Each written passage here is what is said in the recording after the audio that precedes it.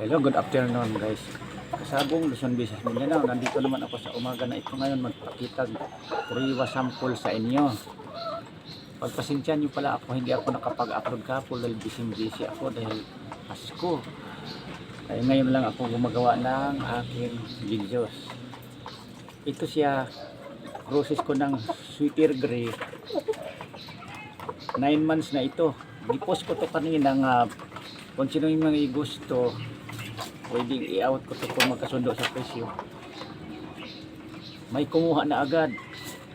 Yan ito, taga Marikina. Mamaya to magkita kami sa Cubao. Doon to niya sunduin sa Cubao. Yan ang totoo. Yan sinasabi ko sa inyo mga kaibigan kong nagmamanok. Kailangan wag natin talagang itipid ang ating mga manok para mabilis maglakihan, magmaganda ang pangatawan, sulit. Mabawi lang natin kaagad ang ating ginagastos kung gustuhin natin mag-out tayo magbinta. Katulad sa akin, i-post ko rin ang umaga, nakuha agad. O may kaagad sa akin message na kukunin niya na ito. Yan, ang totoo. Sa presyo na tama pang 9 months din na presyohan. Ayan ang totoo kasabong. Kaya ulitin ko sa inyo, kayong mga baguhan pa lang, dapat ang mamanukin nyo yung talagang nasa uso. Importante yan sa sukat. Huwag masyadong maliit, huwag masyadong malaki, ang pinaka-importante. Tapos huwag nating itipid mula sa di old pa. Ulitin ko sa inyo na kasi anong ginagawa ko. At saka piliin natin ang linyada nga importante, lamang sa panalo kaysa talo. May maratalo man pero karamihan mananalo muna bago matalo. Karamihan talaga yan sa manok, ganun naman talaga ang labanan. Pag minsan ang manok hindi natatalo, kung nakatatlong panalo, dalawang panalo na balda na, hindi na siya matatalo dahil naman mailaban uli.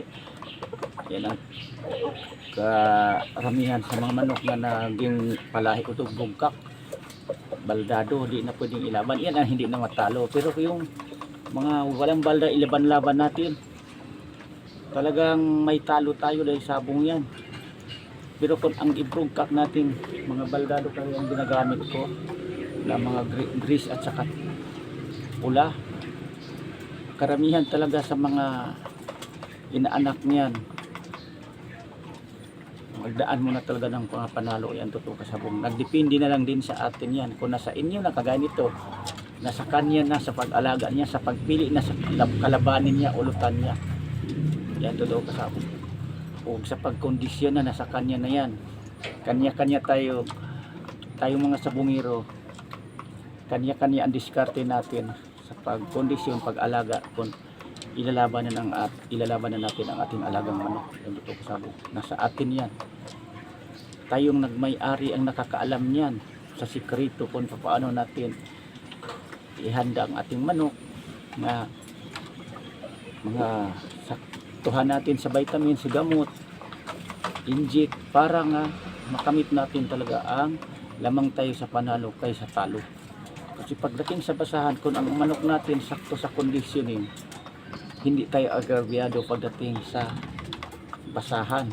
Magka parehas malalim ang mga sugat, lamang ang manok na sakto sa alaga. Ito kasabong.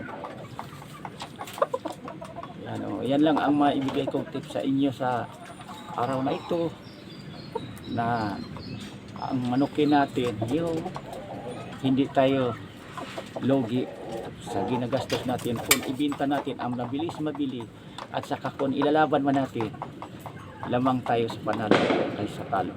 Yan lang. Merry Christmas sa inyo, advance Happy New Year sa aking mga subscribers, followers, viewers.